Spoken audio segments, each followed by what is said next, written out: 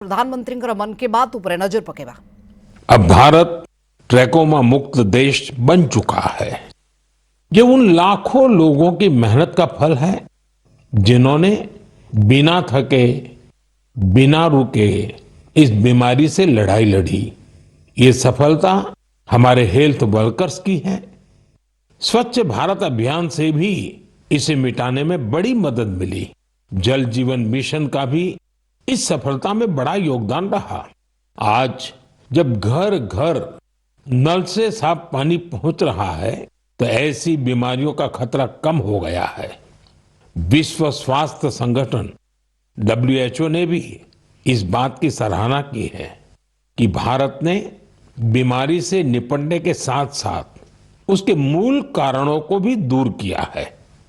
साथियों, आज भारत में ज्यादातर आबादी किसी न किसी सोशल प्रोटेक्शन बेनिफिट का फायदा उठा रही है और अभी हाल ही में इंटरनेशनल लेबर ऑर्गेनाइजेशन ILO की बड़ी अहम रिपोर्ट आई है। इस रिपोर्ट में कहा गया है कि भारत की 64%, 64% से ज्यादा आबादी को अब कोई न कोई सोशल प्रोटेक्शन बेनिफिट जरूर मिल रहा है। सामाजिक सुरक्षा ये दुनिया की सबसे बड़ी कवरेज में से एक है।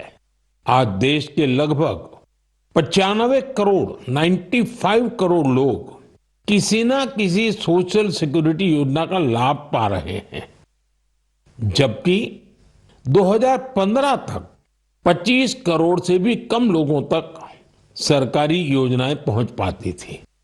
साथियों, भारत में स्वास्थ्य से लेकर सामाजिक सुरक्षा तक हर क्षेत्र में देश सैचुरेशन की भावना से आगे बढ़ रहा है।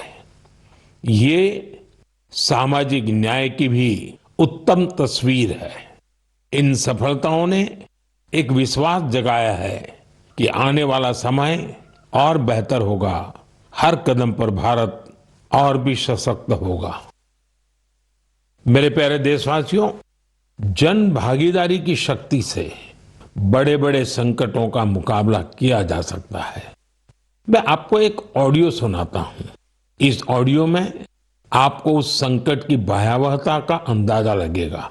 वो संकट कितना बड़ा था, पहले वो सुनिए, समझिए। आखिर ये जो जुल्म हुआ 2 साल तक, जुल्म तो 5-7 साल से शुरू हो गया था, मगर वो शिखर पर पहुंच गया है 2 साल में, जब इमरजेंसी लोगों पर ठोक दी और अमानुषी बर्ताव लोगों के साथ किया गया। लोगों के स्वतंत्रता के हक छीन लिए गए। अखबारों को कोई स्वतंत्रता न रही। न्यायालय बिल्कुल निर्बल बना दिए गए और जिस ढंग से 1 लाख से ज्यादा लोगों को जेल में बंद कर दिए और फिर अपने मनमानी राज की ओर से होती रही, उसकी मिसाल दुनिया के इतिहास में भी मिलना मुश्किल है। साथियों, ये आवाज देश के पूर्व प्रधानमंत्री श्रीमान मोरारजी भाई देसाई की है। उन्होंने संक्षेप में लेकिन बहुत ही स्पष्ट तरीके से इमरजेंसी के बारे में बताया। आप कल्पना कर सकते हैं वो दौर कैसा था। इमरजेंसी लगाने वालों ने ना सिर्फ हमारे संविधान की हत्या की, बल्कि उनका इरादा न्यायपालिका को भी अपना गुलाम बनाए रखने का था। इस दौरान लोगों को बड़े पैमाने पर प्रताड़ित किया गया था। इसके ऐसे अनेक उदाहरण हैं जिन्हें कभी भी भुलाया नहीं जा सकता। जॉर्ज फर्नांडिस साहब को जंजीरों में बांधा गया था। अनेक लोगों को कठोर यातनाएं दी गई। मिसा के तहत किसी को भी ऐसे ही गिरफ्तार कर लिया जाता था। स्टूडेंट्स को भी परेशान किया गया। अभिव्यक्ति की आजादी का भी गला घोंट दिया गया। साथियों, उस दौर में जो हजारों लोग गिरफ्तार किए गए, उन पर ऐसे ही अमानवीय अत्याचार हुए। लेकिन ये भारत की जनता का सामर्थ्य है कि वो झुकी नहीं, टूटी नहीं और लोकतंत्र के साथ कोई समझौता उसने स्वीकार नहीं किया। आखिरकार जनता जनार्दन की जीत हुई। आपातकाल हटा लिया गया और आपातकाल थोपने वाले हार गए। बाबू जगजीवन राम जी ने इस बारे में बहुत ही सशक्त तरीके से अपनी बातें रखी थी। बहनों और भाइयों, पिछला चुनाव चुनाव नहीं था, भारत की जनता का एक महान अभियान था। उस समय के परिस्थितियों को बदल देने का, तानाशाही के धारा को मोड़ देने का और भारत में प्रजातंत्र की बुनियाद को मजबूत कर देने का। अटल जी ने भी तब अपने ही अंदाज में जो कुछ कहा था वो भी हमें जरूर सुनना चाहिए। बहनों और भाइयों, देश में जो कुछ हुआ उसे केवल चुनाव नहीं कह सकते। एक शांतिपूर्ण क्रांति हुई है। लोक शक्ति की लहर ने लोकतंत्र की हत्या करने वालों को इतिहास के कूड़ेदान में फेंक दिया है। साथियों, देश पर इमरजेंसी थोपे जाने के 50 वर्ष कुछ दिन पहले ही पूरे हुए हैं। हम देशवासियों ने संविधान हत्या दिवस मनाया है।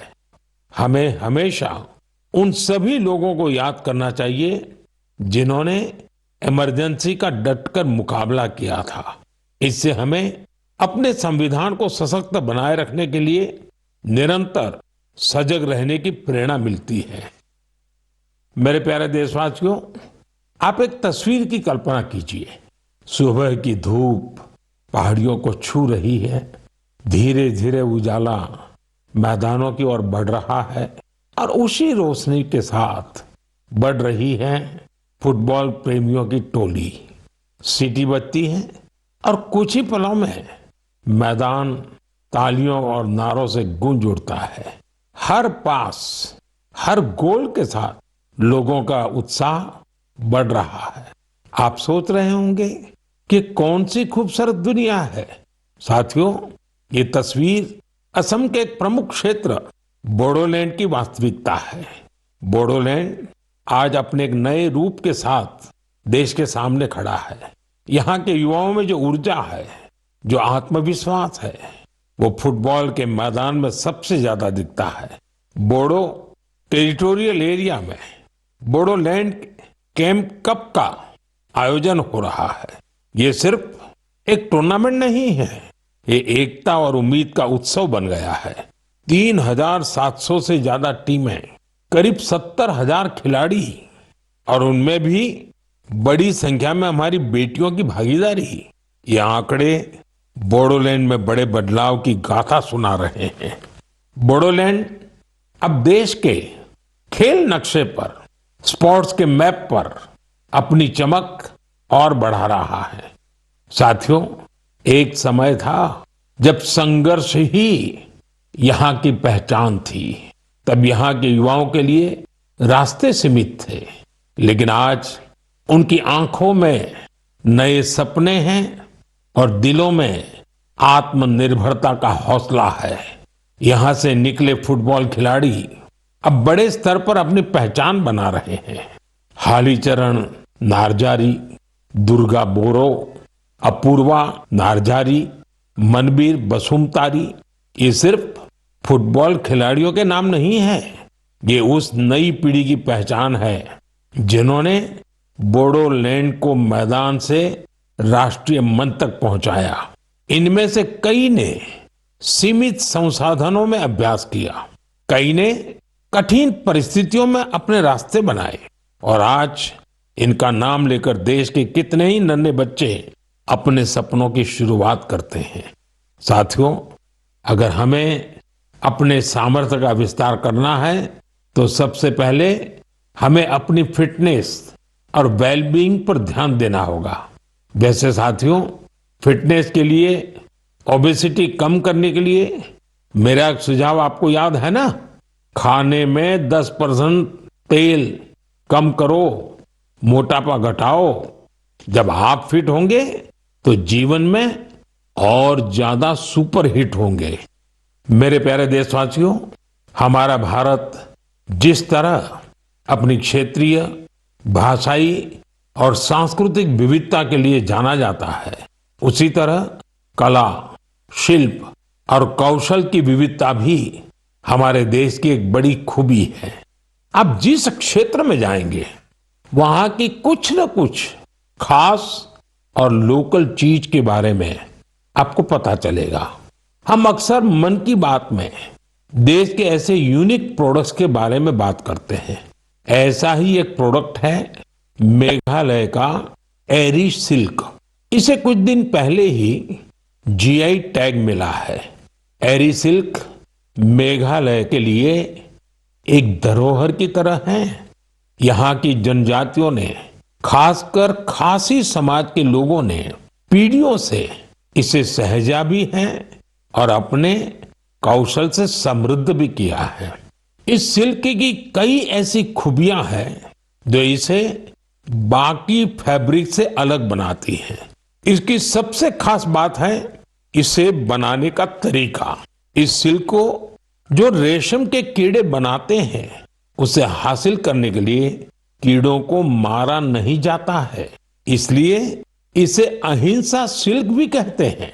आजकल दुनिया में ऐसे प्रोडक्ट्स की डिमांड तेजी से बढ़ रही है जिनमें हिंसा न हो और प्रकृति पर उनका कोई दुष्प्रभाव न पड़े। इसलिए मेघालय का एरी सिल्क ग्लोबल मार्केट के लिए एक परफेक्ट प्रोडक्ट है। इसकी एक और खास बात है, ये सिल्क सर्दी में गर्म करता है और गर्मियों में ठंडक देता है। इसकी एक खूबी इसे ज्यादातर जगहों के लिए अनुकूल बना देती है।